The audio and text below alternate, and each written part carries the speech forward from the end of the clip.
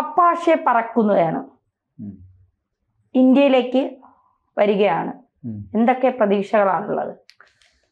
Apache നമ്മുടെ പുതിയ കക്ഷിയൊന്നുമല്ല, already ഉണ്ട്. അതായത് ഈ യുദ്ധ ടാങ്കുകൾ കണ്ടിട്ടുണ്ടോ? യുദ്ധ ടാങ്കുകൾ എന്താണ് ചെയ്യാറ്? യുദ്ധം ചെയ്യാൻ ഉപയോഗിക്കും. അതുകൊണ്ടാണല്ലോ ഇനി യുദ്ധ ടാങ്ക് എന്ന് വിളിക്കും. അതായത് എതിരാളികളുടെ ബങ്കറുകൾ അല്ലെങ്കിൽ സൈനിക താവളങ്ങൾ ഇതിനൊക്കെ നേരെ ഷെല്ലാക്രമണം നടത്താൻ ഉപയോഗിക്കുന്ന ഉപകരണത്തിന്റെ പേരാണ് യുദ്ധ ടാങ്കറുകൾ. അല്ല, വലിയ ഷെല്ല്, അതൊരു വേറെ ഷെല്ല് ലോഞ്ചറുകളുണ്ട്.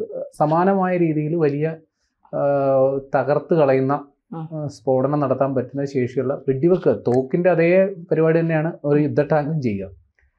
ഈ യുദ്ധ ടാങ്ക് ചിറക് വെച്ച് പറന്നാലുള്ള അവസ്ഥ എന്തായിരിക്കും? കാണാൻ നല്ല രസമായിരിക്കും. ഇപ്പൊ അപ്പാഷെ ഹെലികോപ്റ്റർ അറിയപ്പെടുന്നത് ടാങ്ക്സ് ഇൻ ദ എയർ എന്നാണ്. ഒരു യുദ്ധ ടാങ്ക് നമ്മുടെ കരയിലൂടെ എന്താണ് ചെയ്യുന്നത്, സെയിം പരിപാടി അന്തരീക്ഷത്തിൽ നിന്നുകൊണ്ട് ഒരു അപ്പാഷെ ഹെലികോപ്റ്ററിന് ചെയ്യാൻ സാധിക്കും. അപ്പോൾ ഇത് ഏറെ പ്രയോജനപ്രദമാകുന്നത് ഈ മലയിടുക്കുകളിലുള്ള യുദ്ധം നടക്കുമ്പോൾ അല്ലെങ്കിൽ അങ്ങനൊരു സാഹചര്യത്തിലാണ് അപ്പാഷെ ഹെലികോപ്റ്റർ പറ്റുക. ഇപ്പോൾ ഉദാഹരണത്തിന് കാർഗിൽ യുദ്ധ സമയത്ത് അപ്പാഷെ ഹെലികോപ്റ്ററുകൾ ഉണ്ടായിരുന്നെങ്കിൽ നല്ല ഫലപ്രദമായേനെ. ഇപ്പോൾ ഇന്ത്യയെ സംബന്ധിച്ച് അപ്പാഷെ ഹെലികോപ്റ്ററുകൾ വളരെ നിർണായകമാണ്. കാരണം ഇന്ത്യക്ക് ഭീഷണിയായ 2 അതിർത്തികളും ഈ മലയിടുക്കുകൾ നിറഞ്ഞതാണ്. ഒന്ന് പാകിസ്ഥാൻ്റെ അതിർത്തി, ഒന്ന് ചൈന അതിർത്തി. അപ്പോൾ ഇത് രണ്ടും അവിടെയും ഈ അപ്പാഷെകൾക്ക് നിർണായക സ്ഥാനമുണ്ട്. ഇപ്പോൾ ഇന്ത്യ 6 അപ്പാഷെ ഹെലികോപ്റ്ററുകൾ കൂടി, ഞാൻ നേരത്തെ പറഞ്ഞു, നേരത്തെ അപ്പാഷെ ഹെലികോപ്റ്റർ നമുക്ക് കിട്ടിയിട്ടുണ്ട്, 22 എണ്ണം ഉണ്ടായിരുന്നു. അതുകൂടാതെ 6 എണ്ണം കൂടി നമ്മൾ അമേരിക്കയോട് ആവശ്യപ്പെട്ടു. പക്ഷെ അത് കുറച്ച് താമസിച്ചു. നമ്മൾ കുറച്ച് കാത്തിരുന്നതിന് ശേഷം ഇപ്പോൾ അത് വരുന്നു. അതിൽ 3 എണ്ണം ഉടനെ വീഴും, 3 എണ്ണം പുറകെ വരും. അതായത് ബോയിങ് ആണ് ഈ അപ്പാഷെ ഹെലികോപ്റ്റർ നിർമ്മിക്കുന്നത്, അമേരിക്കൻ കമ്പനിയാണ് ബോയിങ്. അപ്പോൾ അമേരിക്കൻ സർക്കാരും ബോയിങ്ങുമായിട്ടുണ്ടാക്കിയ കരാറിൻ്റെ അടിസ്ഥാനത്തിൽ, അപ്പോൾ കൃത്യമായി പറഞ്ഞാൽ അമേരിക്കൻ പ്രസിഡന്റ് ഡൊണാൾഡ് ട്രംപ് അദ്ദേഹത്തിൻ്റെ ആദ്യ ടേമിൽ ഇന്ത്യയിൽ സന്ദർശനം നടത്തിയത് ഓർമ്മയുണ്ട്. ആ സമയത്ത് എഴുതപ്പെട്ട കരാറുകളിലൊന്ന് ഈ അപ്പാഷെ ഹെലികോപ്റ്ററുകൾ സംബന്ധിച്ചാണ്. $600 മില്യൺ കരാറാണ് ഇത് പ്രകാരം 6 അപ്പാഷെ ഹെലികോപ്റ്ററുകൾ നമുക്ക് കിട്ടണമായിരുന്നു. പക്ഷെ നമ്മൾ പ്രതീക്ഷിച്ചതിനേക്കാൾ ഏതാണ്ട് 15 മാസത്തോളം വൈകിയാണ് ഈ അപ്പാഷെ ഹെലികോപ്റ്റർ വരുന്നത്.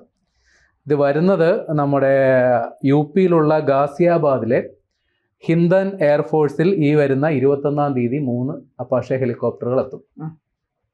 അപ്പോൾ ഇത് നമ്മൾ പാകിസ്ഥാൻ്റെ അതിർത്തിയിൽ ഉപയോഗിക്കാനാണ് പദ്ധതി ഇട്ടിരിക്കുന്നത്. അപ്പോൾ വേറെ അടുത്ത് വരുന്നത് 3 എണ്ണവും കൂടി അങ്ങോട്ട് തന്നെ കൊടുക്കാനായിരിക്കും പദ്ധതി ഇടുന്നത്. അതായത് രാജസ്ഥാനിലെ ജോധ്പൂരിൽ നമ്മൾ ഒരു 15 മാസം മുമ്പ് ഒരു സ്ക്വാഡ്രൺ അനൗൺസ് ചെയ്തിരുന്നു. സ്ക്വാഡ്രൺ എന്ന് പറഞ്ഞാൽ ഒരു ഹെലികോപ്റ്ററുകളുടെ സംഘം. അപ്പോൾ അതിലേക്കും ഇതിനെ പരിഗണിക്കുന്നുണ്ട്. ഇനി നമുക്ക് ഓൾറെഡി 2 അപ്പാഷെ സ്ക്വാഡ്രണുകളുണ്ട്. അതൊന്ന് പത്താൻകോട്ടും ഒന്ന് ജോഹർഹട്ടാണ്. ജോഹർഹട്ട് എന്ന് പറയുന്നത് നമ്മുടെ അസ്സാമാണ്. അസ്സാം നമ്മുടെ ചൈന അതിർത്തി ലക്ഷ്യം വെച്ചുകൊണ്ടുള്ളതാണ്, അവിടെ വിന്യസിച്ചിരിക്കുന്നത്. 2015-ലാണ് നമുക്ക് 22 അപ്പാഷെ ഹെലികോപ്റ്ററുകൾ കിട്ടിയത്. അതായത് അമേരിക്കയും 2015 അമേരിക്കയും ബോയിങ്ങുമായിട്ടുള്ള കരാർ പ്രകാരം, ഇത് പ്രകാരം 2015 കരാറേ ആയുള്ളൂ. 2020-ലാണ് ഇതിൻ്റെ മുഴുവൻ കിട്ടിയത്. കരാർ എഴുതി കുറേ കഴിഞ്ഞിട്ടാണ് ഇത് കിട്ടുക. അപ്പോൾ പിന്നെ ആണ് ഈ അമേരിക്കൻ പ്രസിഡന്റ് ഡൊണാൾഡ് ട്രംപ് ഇന്ത്യയിൽ സന്ദർശനം നടത്തുകയും നമ്മൾ ഒരു 6 അപ്പാഷെ ഹെലികോപ്റ്ററുകളൂടി കരാറാക്കുകയും ചെയ്തു. ഇത് പ്രകാരം 2024 ജൂണിലാണ് നമ്മളിത് കിട്ടുമെന്ന് കണക്കാക്കിയിരുന്നത്. പക്ഷേ ഇതുവരെ കിട്ടിയില്ല, ഇപ്പോഴാണ് കിട്ടുന്നത്. ഇതിന് ഒരുപാട് ഈ അപ്പാഷെ ഹെലികോപ്റ്ററുകൾ നമ്മൾ പറഞ്ഞില്ല, ടാങ്ക് ഇൻ ദ എയർ എന്നാണ് വിളിക്കപ്പെടുന്നത്. പക്ഷേ ഇതിന് ഒരുപാട് പ്രത്യേകതകളുണ്ട്. അതിൽ ചിലതൊക്കെ ഞാൻ പറയാം. ഇത് ഏത് കാലാവസ്ഥയിൽ ഉപയോഗിക്കാൻ പറ്റിയ ഒരു ഹെലികോപ്റ്ററാണ്. ഇപ്പോൾ പ്രതികൂല കാലാവസ്ഥയെ തുടർന്ന് പല ഹെലികോപ്റ്ററുകളും തകർന്നു വീഴുന്ന പ്രശ്നമൊക്കെ ഉണ്ട്. അപ്പോൾ അവിടെ ഈ ഹെലികോപ്റ്ററുകൾ ഉപകാരപ്പെടും. പിന്നെ ഇതിന് നൈറ്റ് വിഷൻ നാവിഗേഷനുണ്ട്. രാത്രി സമയത്തും ഇത് കൃത്യ ലക്ഷ്യങ്ങൾ തേടി പോവുകയും ചെയ്യാം, ആക്രമിക്കാം, എന്തു വേണേൽ ചെയ്യാം. അതിനുള്ള നൈറ്റ് വിഷൻ കപ്പാസിറ്റി ഉണ്ട്. പിന്നെ ഏറ്റവും മികച്ച, ഏറ്റവും പുതിയ ആശയവിനിമയ സംവിധാനം, സെൻസറുകൾ മുതലായവയാണ് ഇതിൻ്റെ പ്രത്യേകത. അപ്പോൾ ഇതിന് ഏറ്റവും മികച്ച റഡാർ സംവിധാനങ്ങൾ അടക്കം ഉണ്ട്. ഇത് കൂടാതെ ഇതിന്റെ പ്രത്യേകത എന്താണെന്ന് വെച്ചാൽ ഒരേ സമയം ഇതിന് ആകാശത്തും അതേസമയം തന്നെ ഭൂമിയിലും ആക്രമണം നടത്താൻ പറ്റും. അതായത് നേർക്കുനേർ പോരാട്ടം വേണമെങ്കിൽ നടത്താം ഈ അപ്പാഷെ ഹെലികോപ്റ്റർ ഉപയോഗിച്ച്. ആകാശത്ത് വെച്ച് തന്നെ മറ്റ് വിമാനങ്ങളെയോ മറ്റ് ഹെലികോപ്റ്ററുകളെ ഇതിന് നേരിടാൻ സാധിക്കും.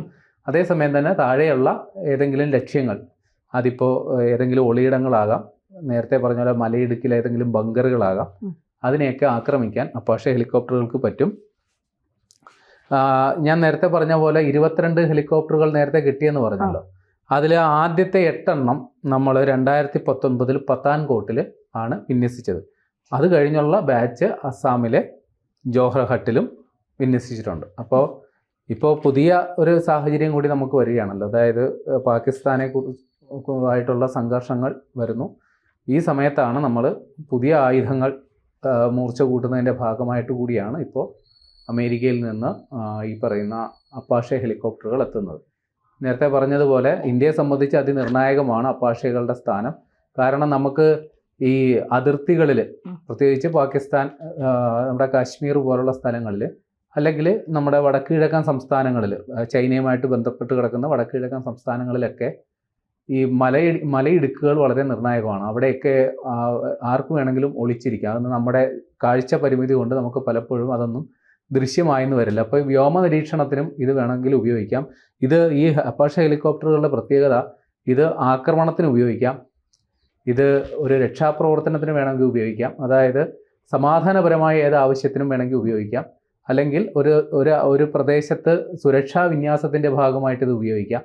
അപ്പോൾ വിവിധ ഉദ്ദേശത്തിൽ ഉപയോഗിക്കാൻ പറ്റുന്ന ഒരു സംഗതിയാണ്. അപ്പോൾ ഇന്ത്യയെ സംബന്ധിച്ച്, ഇന്ത്യൻ എയർഫോഴ്സിനെ സംബന്ധിച്ച് അപ്പാഷെ ഹെലികോപ്റ്ററുകൾ എന്ന് പറയുന്നത് ഒരേ സമയം നമ്മുടെ ആയുധങ്ങളുടെ മൂർച്ച കൂട്ടുന്നതുമാണ്, അതേസമയം തന്നെ നമ്മുടെ ആത്മവിശ്വാസം വർദ്ധിപ്പിക്കുന്നതുമാണ്. അതെ, ഈ അപ്പാഷെ ഹെലികോപ്റ്റർ ഇവിടെ വരുമ്പോൾ പാകിസ്ഥാനെ പോലെ ചൈനയും ഇതിനെ ഭയക്കണം അല്ലേ? ഉറപ്പായിട്ടും. അതായത് ഞാൻ പറഞ്ഞല്ലോ, ഇന്ന് ഹെലികോപ്റ്ററുകളുടെ രംഗത്ത് ഇപ്പോൾ അമേരിക്കയെ സംബന്ധിച്ച് ബ്ലാക്ക് ഹോക്ക് ഹെലികോപ്റ്ററുകൾ അങ്ങനെയുള്ള കുറേ വേരിയൻസ് ഒക്കെ ഉണ്ട്.